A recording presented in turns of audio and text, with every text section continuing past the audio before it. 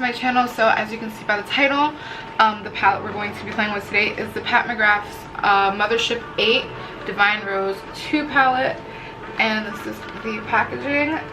Super pretty. It features Naomi Campbell on the front packaging. Of course, it opens up like this. This is a limited edition rose gold packaging. You probably, I don't know if you guys or you see it better like this.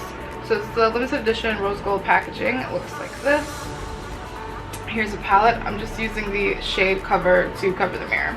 So the shade names starting at the top row from left to right are Skin Show Rose Opal, Naked Blush, Eleganza, Bronze Rose 005, Gold Lust 001, Extreme Burgundy, Divine Dusk, Rose Seduction, VR, Sextra Terrestrial, and the last one is Astral Pink Moon. So it seems like for the shades, there's only one true matte, and all the others have some type of sparkle to them.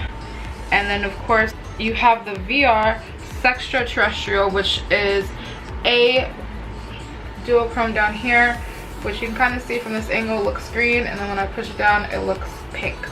So makeup's already done, which typically I don't do because I hate doing eyeshadow after makeup because of fallout purposes.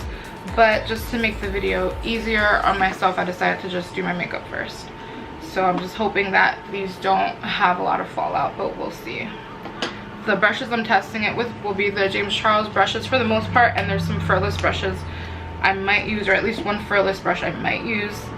And in between colors, I will use my color switch if I need to. I'm not going to use an eye primer, I'm just going to use a concealer. All the other products I've already used on my face, I will more than likely have it listed below.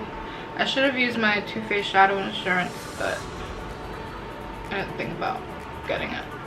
So we'll just use this concealer. I'm just going to pat it out everywhere. So I'm going to take kind of this type of size fluffy blending brush. This is the Furless Pro 7E from the It's Likely Makeup collection. And I'm going to go in with Naked Blush, which is the second color on the top row.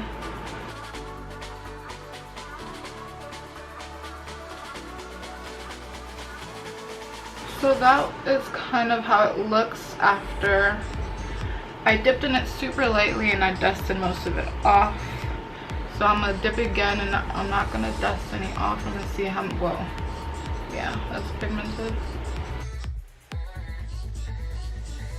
I'm really not liking the density of that brush for the shadow, so I'm going to switch to the Morphe M441 from the James Charles collection. This thing is like shutting like crazy. So I'm going to dip into that same color and see if I get a different outcome. This is putting the color on a lot better, and I don't feel like it's taking my foundation off. I would probably in my everyday life would use another palette with this palette, but for the sake of it being what this video is about, I'm not going to do that. I'm just going to use what I have. So I'm going to take the first shade in the last row, Extreme Burgundy.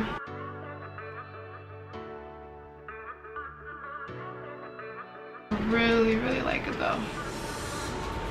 I'm not sure if you guys can get the true color in the camera or not, but it's super pretty. I think that's all I want to do for the outer corner actually. So, but I'm going to go in with Rose Seduction next, which it looks to be more of like a satin type of finish. There are a little bit of glitters in there, but it's that really nice, like pretty hot pinkish color.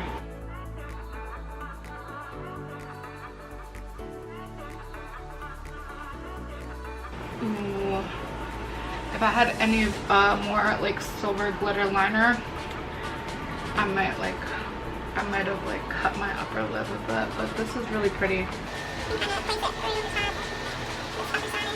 So I have that in there. It looks okay.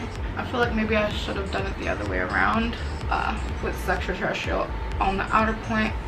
I'm gonna see if I can fix that. I'm gonna try to go back over it with the pink. I'm gonna go with Astral Pink Moon. Pop that in the front here. Oh man, that's, whoa, that's so pretty. we're gonna go in with Extreme Burgundy. So that's basically Extreme Burgundy all in the crease. With this color, it doesn't blend out the same as the other one I was working with, Nude Blush I think the name is. You should really use like a really light hand, pressure wise, like barely graze it to get it to blend out better. It was like being really weird there for a second, so I just thought I would say that. I'm just gonna go into the color and see what happens.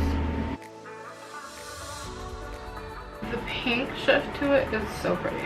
I think I'm gonna take Eleganza and just put it like right here, like as a bit of a transition from the pink to the burgundy color. And for the inner corner, I'm gonna use the same as the other side, just because I don't see me using any of the other shades. This is the duochrome shade. You can see how pink it is, and then when I shift it this way, it has turned green. Just thought I would try to show you the shift because I don't think you're able to see it on my eye. The angle that I have to be at is just, it's gonna make it really difficult for you, because I can see it already like this in my mirror, but I don't think you'll be able to. But the shift is there. So these are pretty much the two looks. I'm going to go ahead and do my eyeliner, and then we're gonna put on the Glamnetic, so we'll do like a first impressions on those as well. So that's pretty much my base done. So if you don't know what Glamnetics are, they are the magnetic lashes that actually adhere to a magnetic liner. There's other companies that have this as well. What made me interested in Glamnetic was just their styles that they have are a lot more extravagant than the other brands that have a metallic liner. So I have two types here. I have the style Vogue, which are these, and I have Lavish. I believe this is like $20 or $25 just for this tube here, and the lashes were maybe $30 each. For the two lashes, and the glue was about $100.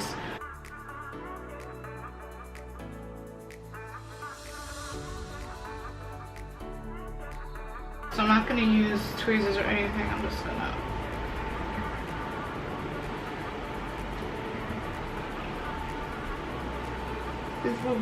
I prefer to go through the outside, I think.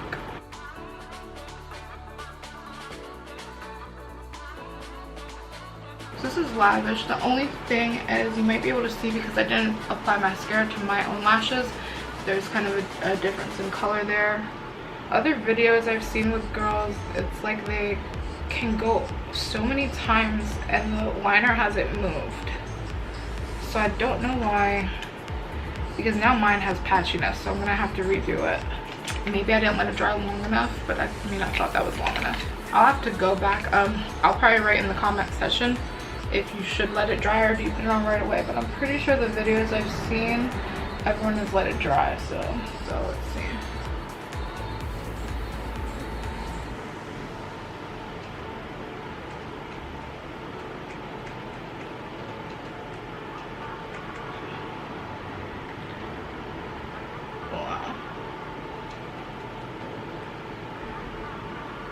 Yeah, those are pretty. So that was pretty fast and easy. So for highlight, I'm gonna go with the Natasha Denona Bloom Blush and Glow palette. I'm gonna go with Extreme Glow right here, and I'm literally just gonna use my finger. This actually goes really good with the Pat McGrath shade I used. This is how the eye looks came out.